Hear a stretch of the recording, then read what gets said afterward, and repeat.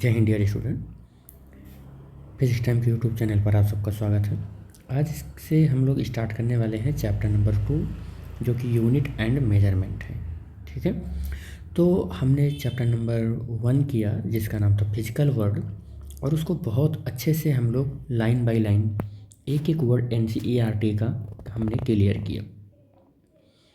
इस लेक्चर में हम लोग चैप्टर नंबर 2 पढ़ने जा रहे हैं जो यूनिट्स एंड मेजरमेंट्स है, और इसमें हम लोग इस चैप्टर में बेसिकली ये जानेंगे कि यूनिट क्या होता है और मेजरमेंट उसका कैसे होता है। और इसमें जो फर्स्ट हेडिंग हम लोग पढ़ेंगे वो है नीड्स फॉर मेजरमेंट। नीड ही क्यों पड़ी मेजरमेंट की, मेजरमेंट करने के लिए क्या ज़रूरत थी। अगर मैं आपको ये थोड़ी सी समझाऊं कि नीड क्यों पड़ी मेजरमेंट करने के लिए, जैसे मैं आपसे कहूँ कि आप कहीं किसी जगह पर हैं और वहाँ पर आप कुछ खरीदते हैं। मान लो 1 मीटर का कुछ खरीद लेते हैं। किसका खरीद लेते हैं? 1 मीटर का कुछ खरीद लेते हैं, सपोज कर लेते हैं। अब अगर ये 1 मीटर का कुछ खरीद लिए और ये सीज़न मान लो कि आपने रूस में ख़रीदा। अब आपने अगर रसिया में ख़रीदा, वहाँ ठंडी बहुत ज़्यादा होती है, तो ये यहाँ पर इसका क्या हुआ है कि थर्मल कॉन्ट्रैक्शन हुआ है। क्या हुआ है? थर्मल कॉन्ट्रैक्शन हुआ है। अच्छा, एक चीज़ और बता दूँ कि मान लो कि नीड क्यों पड़ी, इस पर हम अगर डिस्कस करें तो 1 मीटर वहाँ कुछ और होगा, वहाँ पर 1 मीटर कुछ और होगा। अब आप अगर इंडिया में लेकर आएंगे तो 1 मीटर यहाँ कुछ और होगा, क्योंकि अलग अलग कंट्री अलग अलग चीज़ों को अलग अलग पैरामीटर, मतलब उसका मैग्नीट्यूड फिक्स कर रखा है। किसी एक ही फिजिकल क्वांटिटी का अलग अलग मैग्नीट्यूड फिक्स कर रखा है। जैसे अगर आप यूपी से बिलोंग करते हो तो मान लो कि यहाँ एरिया है, तो यहाँ लोग एरिया मीटर स्क्वायर में बात करते हैं या स्क्वायर फीट में बात करते हैं, या किस में बात करते हैं? स्क्वायर फीट में बात करते हैं। यही आप हरियाणा में चले जाओ। अब आप हरियाणा में जाओगे या फिर आप पंजाब में जाओगे तो क्या देखोगे कि अब यही जो ज़मीन है, यही जो लैंड है, इसी के एरिया को वो लोग गज में बात करेंगे, वो लोग गज में बात करेंगे। तो अब ऐसा नहीं है कि 1 गज और 1 एरिया 1 मीटर स्क्वायर कैलकुलेट करोगे तो अलग अलग आ जाएगा। लेकिन कहने का रीजन बदलता है तो उसी एक ही फिजिकल क्वांटिटी को कहने के लिए नेम भी अलग हो जाता है। और बहुत सारी जगह पर तो ऐसे हैं कि उनका मैग्नीट्यूड ही डिफरेंट हो जाता है। तो अब अगर एक मैग्नीट्यूड अगर नहीं होता है तो किसी एक कंट्री से दूसरे कंट्री में अगर आप कुछ ट्रांसफ़र करते हो, यानी कुछ खरीदते हो या कुछ बेचते हो, तो बड़ा डिफरेंस आ जाएगा और बहुत सारी डिफ़िकल्टीज़ को आपको फॉलो करना पड़ेगा, मतलब सामना करना पड़ेगा। तो ऐसे बहुत सारी डिफ़िकल्टीज आएंगी। तो अगर एक ऐसा सिस्टम बने कि अगर चाइना में कुछ खरीदते हो और वो 1 किलोग्राम वहाँ पर 1000 ग्राम है, तो अगर वही चीज़ हम जापान में ख़रीदें तो 1 किलोग्राम वो 1000 ग्राम ही होना चाहिए। यानी यूनिफिकेशन होना चाहिए, चाहे वो रीजन बदले, चाहे वो स्पेस बदले, चाहे कंट्री बदले, कुछ भी बदले, लेकिन यूनिफिकेशन होना चाहिए। तो उससे क्या होगा कि रिलायबिलिटी बढ़ेगी और आप रिलैक्स रहेंगे और आपको फेथ रहेगा कि आपने जो ख़रीदा है वो एक्चुअल में जितना ग्राम है वो किसी भी कंट्री या किसी भी जगह पर जाएंगे वो उतना ही ग्राम रहने वाला है। तो ये नीड फॉर मेजरमेंट हुआ। तो नीड फॉर मेजरमेंट में हम लोग देखते हैं कि physics as we know is a branch of science which deals with the study of nature and natural phenomena. जैसा कि फ़िज़िक्स में हम लोग जानते हैं कि फ़िज़िक्स किसी ब्रांच ऑफ साइंस को हम कहते हैं, या मतलब या हम साइंस की एक ऐसी ब्रांच को फ़िज़िक्स कहते हैं जिसमें हम क्या डील करते हैं? स्टडी ऑफ नेचर और नेचुरल फिनोमेना को डील करते हैं। This is the definition of physics. ये डेफिनेशन ऑफ फिज़िक्स है, याद रखना। ये क्या है? ये डेफिनेशन ऑफ फिज़िक्स है। This is the definition of physics, definition of physics. ठीक है, आगे क्या है? आगे कह रहा है कि for a precise description of any such phenomena of the quantity involve is essential.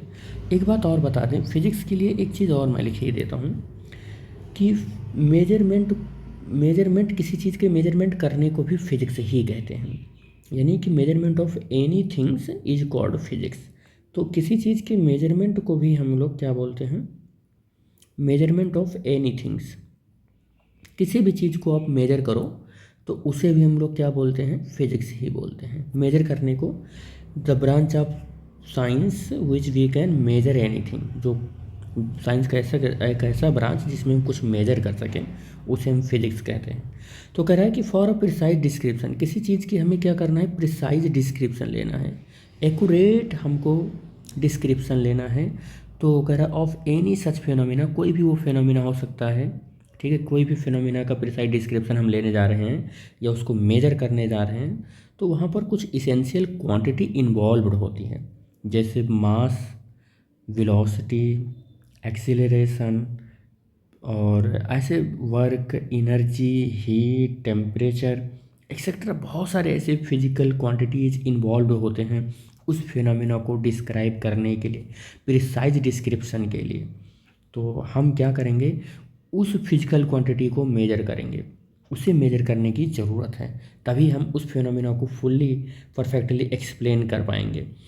तो if someone is the having the fever, कह रहा है कि अगर सपोज कर लेते हैं कि किसी को फीवर है और हमें वो मेजर करना है कि उस व्यक्ति को कितना फीवर है, तो हम उस व्यक्ति के बॉडी का टेम्परेचर मेजर करेंगे, और बॉडी का टेम्परेचर मेजर करेंगे तो हम उस टेम्परेचर से अपनी प्रिडिक्शन को सेट करेंगे कि इसे कितना डोज या क्या हुआ है, इसको कितना डोज देना चाहिए, इसको कितना टेम्परेचर बुखार है। तो this is the example for the measurement of the temperature, और this is the precise description for the measuring of the temperature. यहाँ पर टेम्परेचर एक ऐसी फिजिकल क्वांटिटी है जो इन्वॉल्व हुई है किसी फिनोमिना को मेजर करने के लिए। तो ये नीड है मेजरमेंट करने की। किसी भी, जैसे हम कहें कोई बॉडी वजन है, किसी बॉडी का वजन है, तो अगर कोई पूछेगा कितना वजन है, तो आप बोलोगे 10 किलोग्राम, 20 किलोग्राम, 100 किलोग्राम। तो this is the precise description of that physical quantity. तो ये है इसेंशियलिटी इस फिजिकल क्वांटिटी की, कि आपको मेजर करना है कोई चीज़ तो उस फिजिकल क्वांटिटी की इसेंशियल प्रिसाइज डिस्क्रिप्शन लेना ही पड़ेगा, और लेना है तो उसे मेजर करना पड़ेगा, और मेजर करने को ही फिजिक्स कहते हैं। नेक्स्ट हम लोग पॉइंट पर चलते हैं कि फिजिकल क्वांटिटी, मतलब अगर मेजर करना है तो फिजिकल क्वांटिटी बनाना पड़ेगा।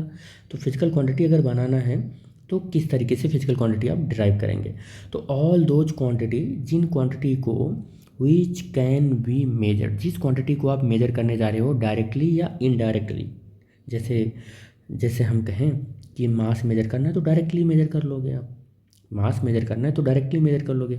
जिसे हम कहते हैं फ्रीक्वेंसी या एनर्जी, तो उसे इनडायरेक्टली फॉर्म में मेजर करोगे, वर्क डन के फॉर्म में मेजर करोगे, फ्रीक्वेंसी को वाइब्रेशन पर टाइम के रिस्पेक्ट में मेजर करोगे।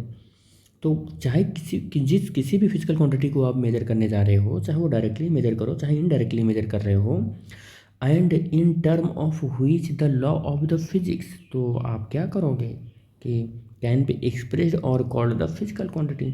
अब उसको जब आप मेजर करने गए हो डायरेक्टली या इनडायरेक्टली, तो वहाँ पर क्या होगा कि कोई फिजिक्स का लॉ लगाओगे, उस लॉ के अकॉर्डिंग आप एक्सप्रेस्ड करोगे कि ये चीज़ इस फिनोमिना से रिलेटेड है, और उसको आप क्या बोलोगे कि वो एक फिजिकल क्वांटिटी है।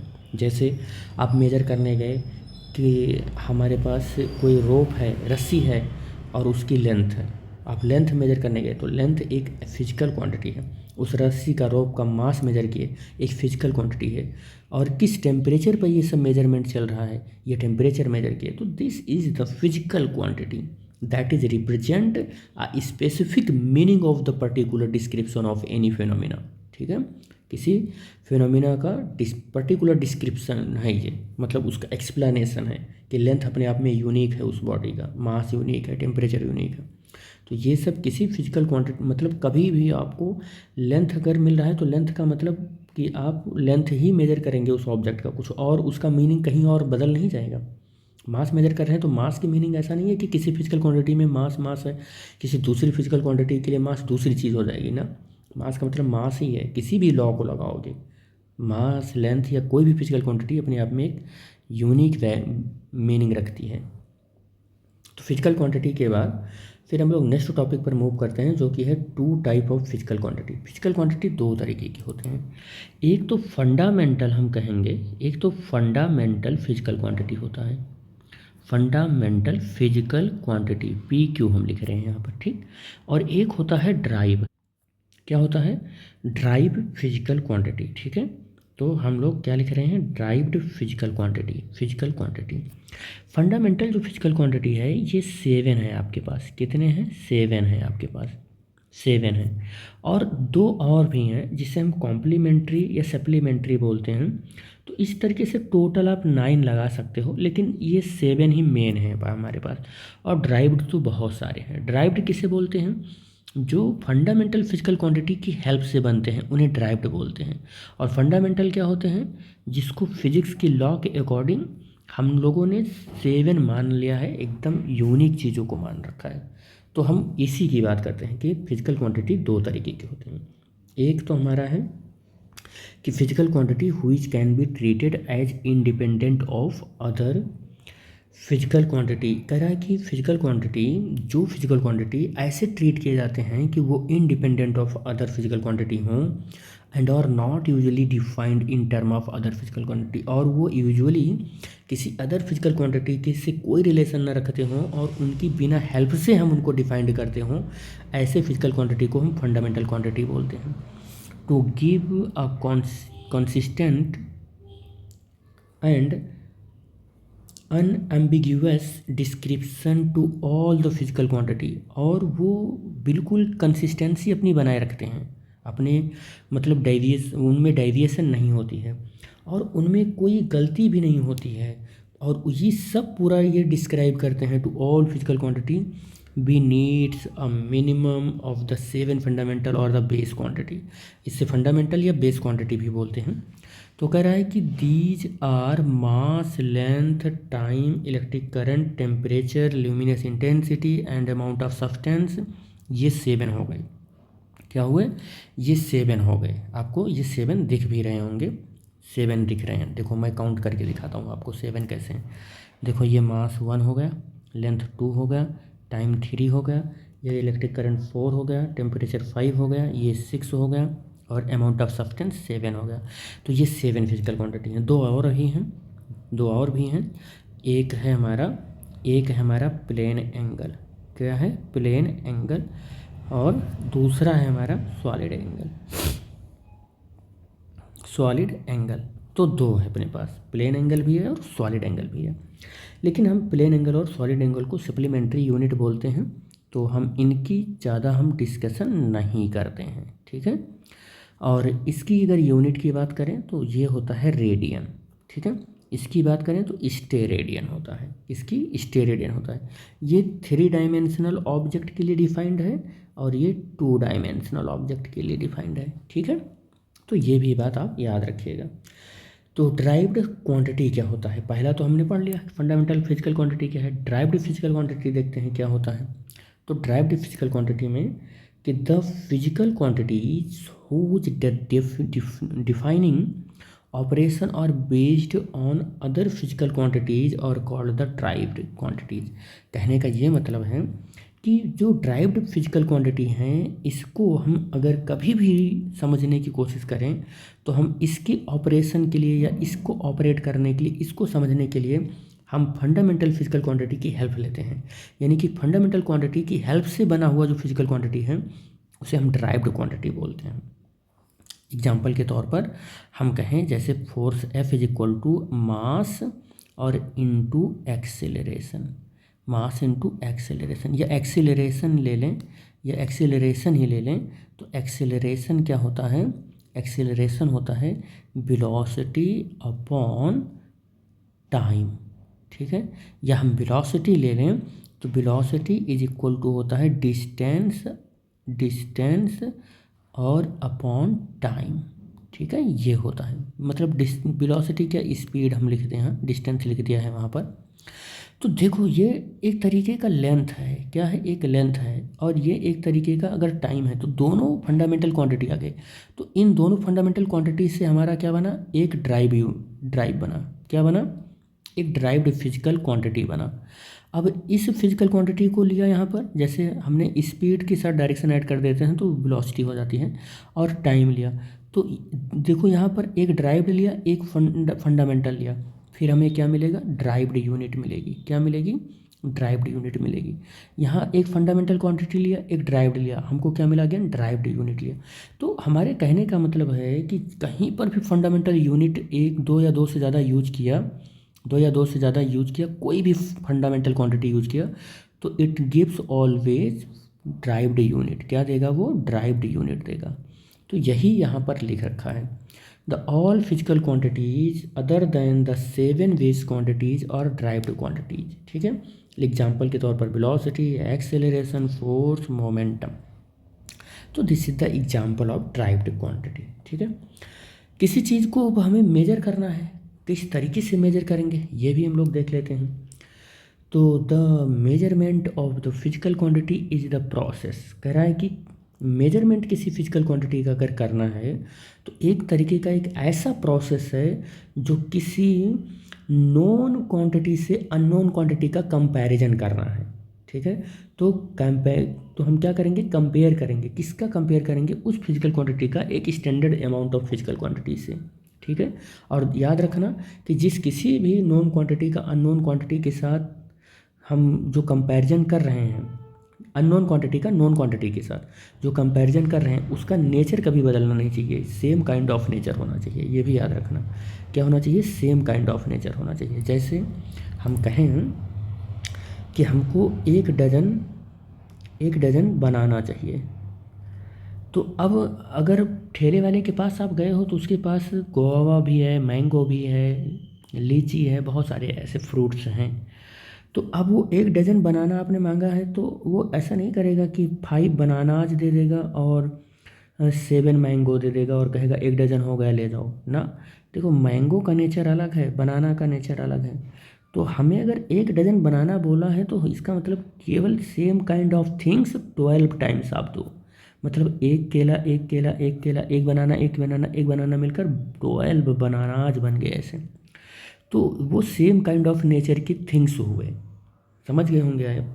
जैसे मैं कहूँ अगर वेलोसिटी 2 मीटर पर सेकंड है किसी का वेलोसिटी 2 मीटर पर सेकंड है, तो हम अगर कहें कि इसकी यूनिट मीटर पर सेकंड है, तो हम ऐसा नहीं कहेंगे कि फोर्स इज इक्वल टू भी 2 मीटर पर सेकंड होगा। ये same kind of physical quantity का ही अब मीटर अपॉन सेकंड यूनिट बनेगा। अगर फोर्स हो गया तो इसकी यूनिट बदल जाएगी। तो यहाँ देखो, इसका नेचर बदल गया, इसका नेचर बदल गया। ये वेलोसिटी है, ये फोर्स है। तो नेचर के डिफरेंस होने से हम किसी, ऐसा नहीं है कि न्यूटन का कंपैरिजन वेलोसिटी के मीटर पर सेकंड के साथ कर देंगे ना। हम न्यूटन का कंपैरिजन यानी फोर्स जब कभी भी रहेगा तो उस फिजिकल क्वांटिटी का कंपैरिजन फोर्स के साथ ही करेंगे किसी दूसरे। और वेलोसिटी रहेगा तो वेलोसिटी भले कहीं 2 हो, कहीं 4 मीटर पर सेकंड हो, तो कंपैरिजन अगर करेंगे तो उसी सेम काइंड ऑफ नेचर के साथ कंपैरिजन करेंगे, अदर के साथ नहीं कर सकते हैं। तो वही कहने का मतलब है कि मेजरमेंट करने का ये मतलब है कि किसी एक फिजिकल क्वांटिटी का नॉन फिजिकल क्वांटिटी से अननोन फिजिकल क्वांटिटी के साथ कंपैरिजन करो। लेकिन याद रहे कि जो अननोन है और जो नोन है, दोनों का नेचर भी क्या हो, सेम होना चाहिए। नेचर कैसा होना चाहिए, सेम होना चाहिए। ठीक है, तो ये होना चाहिए। आगे बढ़ते हैं। The measurement of physical quantities depends on, कह रहा है कि जो फिजिकल क्वांटिटी है वो डिपेंड करता है, उसका मेजरमेंट डिपेंड करता है 2 चीज़ों के ऊपर डिपेंड करता है। एक तो किसके ऊपर, यूनिट के ऊपर जिसको स्मॉल यू से रिप्रेजेंट करते हैं, और दूसरा न्यूमेरिकल वैल्यू के ऊपर जिसको स्मॉल एन से रिप्रेजेंट करते हैं। इसका मतलब अगर कोई फिजिकल क्वांटिटी लिखना हो तो आप कैसे लिखोगे physical quantity. Thus the numerical value N, कह रहा है कि numerical value N inversely proportional to the size, यानी कि यूनिट यू के ऊपर। तो अब आप देखें कि न्यूमेरिकल वैल्यू यूनिट के ऊपर डिपेंड करता है। तो अब अगर यहाँ से देखें तो हम ये लिख सकते हैं कि एन यू प्रोपोर्शनल टू 1, यानी एन यू प्रोपोर्शनल टू एक कांस्टेंट ले लेते हैं जिसको क्यू कह रहे हैं, और इसी कांस्टेंट को हम क्या बोलते हैं, फिजिकल क्वांटिटी बोलते हैं। क्या बोलते हैं इसको, फिजिकल क्वांटिटी बोलते हैं। ठीक है, तो Q is equal to N1 U1 is equal to ऐसे N2 U2। इसका कहने का मतलब ये हुआ कि एक फिजिकल क्वांटिटी अगर कोई है तो वो कांस्टेंट रहेगी, भले उसकी न्यूमेरिकल वैल्यू अलग हो, न्यूमेरिकल वैल्यू देखो अलग हो, भले ही उसकी यूनिट के पैरामीटर अलग हों। जैसे किसी के सेंटीमीटर है, कोई सेंटीमीटर है, तो अब इसका पैरामीटर हम मीटर में भी लिख सकते हैं, किलोमीटर में भी लिख सकते हैं, और आप इसको माइक्रोमीटर में लिख सकते हैं, मिलीमीटर में लिख सकते हैं। तो ऐसे ये बदल सकते हैं, लेकिन फिजिकल क्वांटिटी नहीं बदल सकता है, ठीक है। लेकिन नेचर भी नहीं बदल सकता, याद रखना, यहाँ पर नेचर भी नहीं बदल सकता। ऐसा नहीं है कि आप सेंटीमीटर की जगह पर आप न्यूटन यूज कर लो, फिर आप सेंटीमीटर की जगह पर किलोमीटर यूज़ कर लो, केल्विन यूज़ कर लो, ये नहीं कर सकते हो आप। नेचर भी चेंज नहीं कर सकते हो। इसका अगर लेंथ है, लेंथ को सेंटीमीटर या मीटर किलोमीटर लिख सकते हो, लेकिन नेचर भी नहीं चेंज कर सकते हो, ठीक है। तो ये चीज़ें हैं।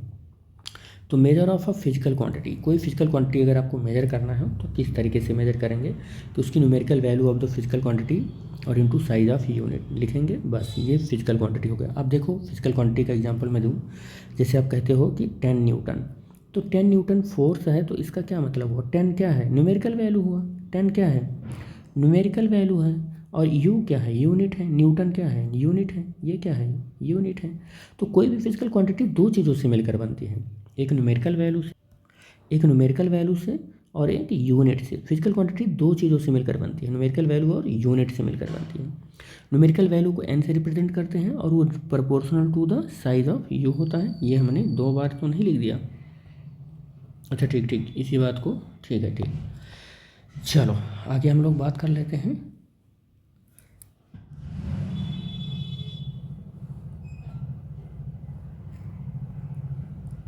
नेक्स्ट है फिजिकल यूनिट।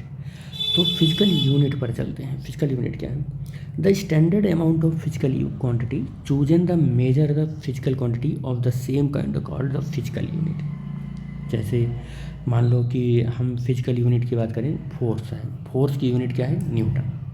अब फोर्स की यूनिट क्या है, न्यूटन। अब कहीं पर भी फोर्स होगा उसकी यूनिट न्यूटन ही लिखेंगे, ठीक है। ऐसा आप समझो। मास, तो मास की यूनिट क्या है, किलोग्राम। अब कहीं भी मास होगा तो यूनिट क्या लिखेंगे, किलोग्राम ही लिखेंगे। ऐसा नहीं है कि हम इसका नेचर चेंज कर दें, ये तो मैं कई बार बता चुका हूँ, यहाँ पर आप समझ भी गए होंगे। अब desirable characteristic of the physical unit हम इसको नेक्स्ट टॉपिक में देखेंगे, नेक्स्ट वीडियो में देखेंगे, ठीक है बेटा। तो आज के लेक्चर में हम लोग यहीं तक बात करेंगे, ओके। तो thanks for watching the video, thank you बेटा।